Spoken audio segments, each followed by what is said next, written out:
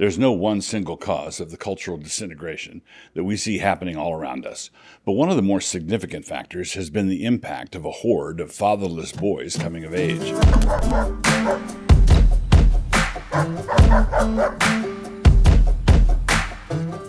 Not only have many fathers been absent, the boys have grown up to manhood in institutions like schools, colleges, and companies that have been conquered by feminist sensibilities. With some of these boys, the response has been one of rage, and with others, it has been a collapse into a fatal acquired sense of helplessness. These are the boys in the basement. Other boys, not having had any men around to teach them how to be a man, conclude that perhaps they ought to try being a girl. Not knowing how to be a boy, they think that maybe they could be better at something completely different. Father hunger. But tens of thousands of others are simply ravenous to learn what they should do with their massively undereducated and underprepared masculinity. One of the symptoms of our widespread gender fog about sex, sexuality, and roles is the massive following that figures like Jordan Peterson and Andrew Tate have garnered. The answers offered need not be orthodox. They just need to look and smell like answers of some kind. With someone like Peterson, his answers make enough sense that he's in danger of becoming a Christian himself.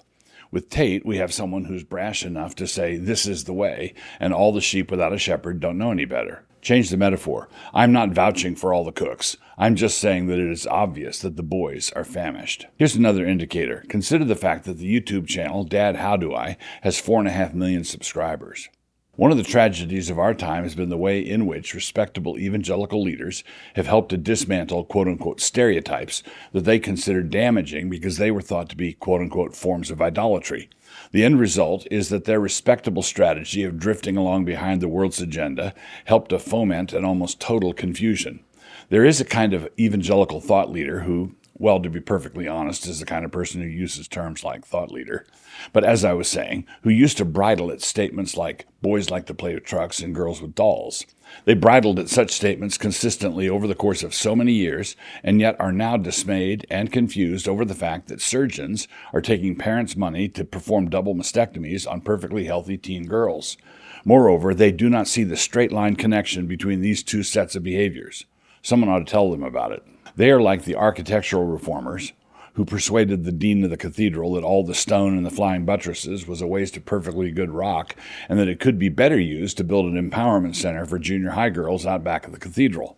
When the cathedral collapsed one day, no one was more dismayed than they. There have been a handful of Orthodox Christian teachers speaking to this screaming need, as seen by the book It's Good to Be a Man, Foster and Tennant. And as it happens, the documentary with the same theme and name just dropped this last week. You can have a peek at the trailer in the first few minutes of this interview. Like a father would speak. This is all to the good.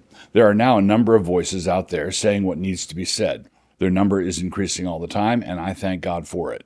These are voices that are saying what needs to be said and grounding it where it needs to be grounded, in the Scriptures. Here's another good example. Young men today need fathers in the faith, and it should not be a source of shame to them that they do. The shame should be found in the fact that there have been so few willing to speak or write in that role.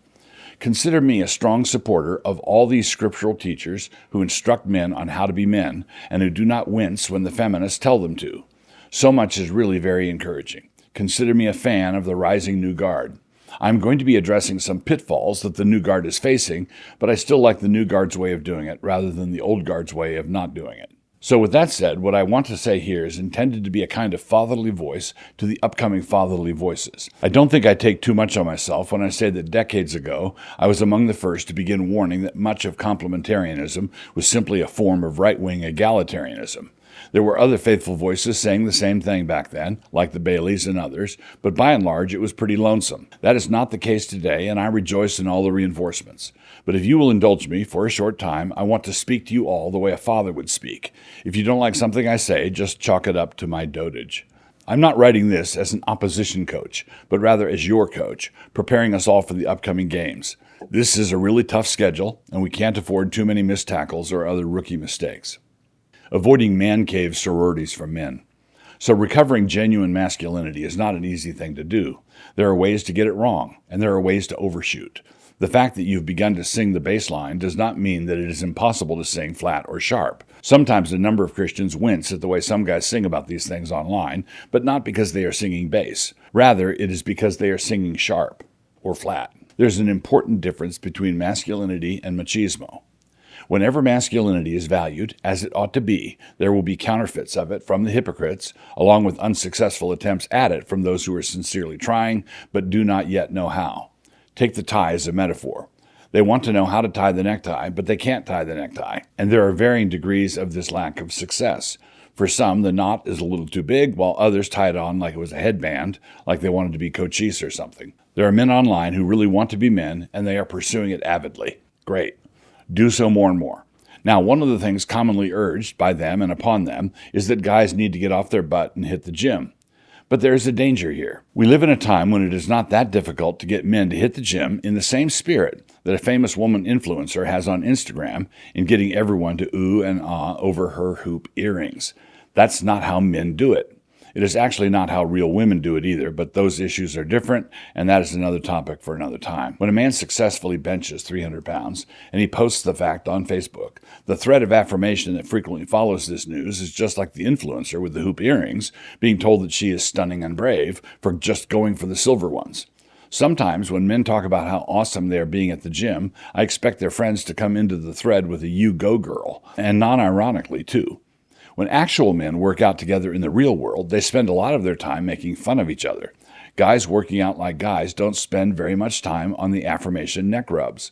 And so it appears to me that a lot of this might be some kind of juke move. Calling someone king because of how many times he curled 50 pounds might not be just a simple compliment. Perhaps there's an additional goal of annoying the feminists. But there's more to being biblical than annoying feminists. Living biblically is hard, and annoying feminists is easy. It was my father who taught me to always act, never react. This is a challenge because reacting to the egalitarians really is too easy. The egalitarianism of our age really is terrible, and it has brought us 200-pound body-positive Victoria's Secret models, along with the prohibition of body shaming. And so many of our guys say, you know what, I'm going to body shame even harder. But that is not the way. A Christian leader today is not worth anything much if he's not being accused of racism or misogyny. He is also not worth anything much if there's actual substance behind the charge. It is necessary to be slandered in this way, but it is equally necessary that it be slander. Structural narcissism. There's a temptation that some of our young bucks are now being confronted with, which is the idea that masculinity can be identified with what you can get in a gym that covers its walls with mirrors, like the weight room down at Hotel California. We live in a culture that makes self-absorption easy. They have greased all the skids. I'm going to need you to work with me here for a minute. Hear me out. One of the things we need to recognize is that the fitness world is structurally narcissistic. Narcissism is the spirit of self-absorption. Christian discipline, including the discipline of working out, is the practice of learning to deny yourself. But this is hard to do when you're being encouraged to take selfies of your biceps. And we should perhaps be a bit more suspicious of words like selfies. It is a short step from watching yourself in the mirror doing those reps to inviting all your Instagram friends to watch you doing those reps also. And look at me is not a masculine move. Quote, let another man praise you and not your own mouth, a stranger and not your own lips. Proverbs 27:2, NKJV. Every sensible person around here admires masculine strength and toughness, and it was a central feminist failing that refused to admire it. But I'm here talking about the kind of muscular men who got that way fishing in Alaska for 30 years, or carrying sheetrock at multiple build sites, or working on an oil rig in the Gulf of Mexico. And I'm also talking about the man who works out in a gym without caring about the mirrors, because he's building his strength in order to serve others. His is not a spray-tan masculinity. He knows that man looks on the outward appearance while God looks on the heart, 1 Samuel 16:7. And the same kind of thing goes for secondary male characteristics, like beards. Beards make a statement out in the world, and it is part of God's design that they do so, as I argued decades ago in Federal Husband. I admire the Sennacherib look. But we live in a generation where we have to work hard to keep things like that from becoming lumbersexual. Romantic affirmation of one another's beards just comes off as gay. It is like insecure girls online telling one another how hot they are. Not a healthy take for either sex. Churchill's BMI. A related temptation is that of thinking that we can red pill our way out of this mess and that we need lots of burly men to step up to the microphone. But when burly men step up to the microphone, the results are not necessarily good. In an online discussion about all this, Andrew Sandlin joked that the ideal male shape was, quote, round like a pumpkin. This struck the wrong note for some observers who thought that young men today, hungry for role models, would never follow a pumpkin into battle. But okay, consider the example of Winston Churchill. Quote, "We shall fight in France. We shall fight on the seas and oceans. We shall fight on the beaches. We shall fight on the landing grounds. We shall never surrender." But what was Churchill's BMI score? Did he have any right to talk like that? Does anybody care? Did anybody care back then?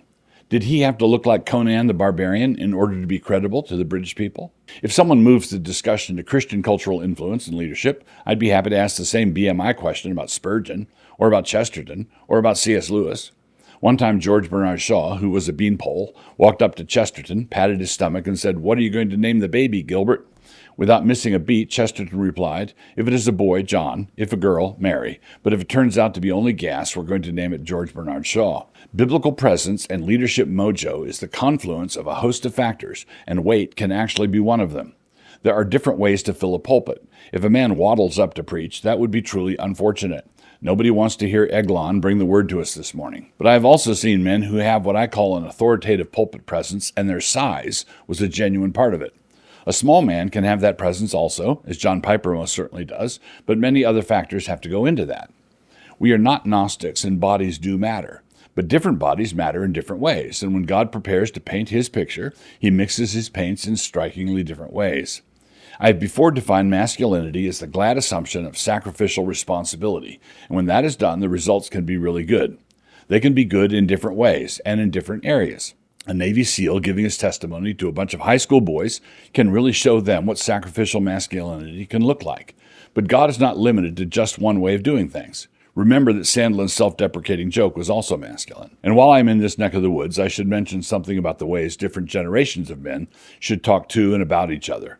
It is a temptation for young men, distressed at the absence of fathers and grandfathers in their lives, to backhand some older men who were not among those who abdicated their responsibilities, backhanding them with an okay boomer attitude. That's not good. But it is an equivalent temptation for such older men to climb up on their dignity in order to tell the punks to keep a civil tongue in their heads. That's no good either. The Bible tells young men how to remonstrate with older men, 1 Timothy 5:1. And the Bible also tells older men how to speak to younger men, the way fathers do, 1 Corinthians 4:15. And those instructions go triple for any online interactions. Pretty women walking with gorillas. Another theme in all of this wonderfulness is the way of a man with a maid. One of the very helpful things that Aaron Renn has argued in his newsletter, The Masculinist, is that being a beta male, or perhaps even a gamma male, is actually not sexy. This argument clashes sharply with the soothing arguments presented by evangelical thought leaders, soothing arguments which try to reassure men into believing that dish soap suds are too an aphrodisiac. But the metrics of attraction can be pretty mysterious sometimes. Pretty women out walking with gorillas down my street. Here comes Jeannie with her new boyfriend. They say that looks don't count for much. If so, there goes your proof. Joe Jackson, is she really going out with him? Winning the affections of a godly woman and leading her successfully is largely a matter of confidence in the Lord. It is not rooted in externals, although the externals are certainly affected by it and do have something to do with it all. Renn is exactly right about what women find attractive, but there is a nuance even here. Remember that the serpent is much more subtle than all the beasts of the field. Confident men work out, but so do insecure men. Working out should be working out your confidence, not trying to work something in. The altar sanctifies the gold, not the other way around. And a man who is actually leading his wife and his family is a man who should be comfortable in his own home. The whole home, I mean. Many men have come to believe that they're being a macho man if they're allowed to have a man cave at their house, like Bonaparte hanging out at Elba. But being allowed to decorate the place where you were exiled is not exactly the range of freedom you should be looking for. The problem is that men shouldn't have to get away from the women in order to act like men. The women need the men in their lives to act like men. Men should be at home in the domestic realm of the household, but not domesticated. I say all this because some of the online manosphere stuff is becoming more and more like a man cave. It is an isolated and self-referential masculinity, but men need to learn how to behave like men everywhere they go. They should be men when they lead their families to worship, men at the dinner table, men when they're teaching their children, men when they mow the lawn, men when they take their wives out to dinner, and men when they go hunting with the boys. And here's the optical illusion. They don't go hunting with the boys the same way a sailor goes on shore leave. That is not his masculine quote-unquote getaway. It is not his quote-unquote guy time. All the time should be guy time for the guys. All day is girl time for the girls. Everybody should be what they are all the time. So a hunting trip should not be a reprieve from the girly world he has to live in. It is simply one more of his masculine activities, lined up next to all of his other masculine activities. One of his other masculine activities is reading to his daughters. I speak in dark parables. Tu quoque, pal. At some point in the discussion of all such matters, especially if I'm involved in the discussion, somebody's going to wheel on me and say something hurtful that rhymes with tubby. I bring this up so that you don't have to feel awkward in thinking about it. Now, it is quite true, when my grandchildren tell their grandchildren about me, as I certainly hope they will do, it is not likely that they will feel compelled to use the word svelte. Unlike so many of you, I don't have to jump around in the shower to get wet. These are the plain facts manfully acknowledged. Such being the case, there are those who believe that I should be disqualified from weighing in on any topics like the above. For example, I remember one time when someone online backhanded a comment I had made on this topic by saying that I clearly had no idea what the inside of a gym looked like. And so here's the point where I can feel the Apostle Paul might tap me on the shoulder, suggesting that perhaps I would be out of my mind to talk like this. But he talked like this once, and so here goes anyhow. I've gone through 3-a-day football practices in August for one of the championship high school football programs in Michigan, and consequently know what it is like to have my body tell me that it might be high time to throw up. I went through boot camp back when they knew how to run those things. I then spent the course of many years in the gym lifting weights, such that if you allowed me to select from a row of my critics, I could bench press the equivalent of 2 of them together. And I only discontinued that regimen in my 40s in order to build my own house, which involved a goodish bit of heavy lifting, and also which, to my great pleasure and delight, is a house that has not yet fallen down. Since that time, I've been busy typing, which has been a different kind of arduous. Many people don't realize how heavy these metaphors are, particularly the gaudy ones, and I carry them around all the time, just for you. But with all that said, let us be frank, you and I. I could afford to lose a few pounds and no harm done. And yet, if someone with a wand offered to take away 20 pounds in exchange for all the Sabbath meals I've enjoyed with my people, my response would be something like, not for $20 million. Hey there. Out now, exclusively on Canon Press, is Michael Foster's new documentary, Map to Manhood. I'm fond of saying that if the boys don't learn, the men won't know. Because we live in a time when the men have not been teaching the boys don't know, which means these boys, as future men, don't know.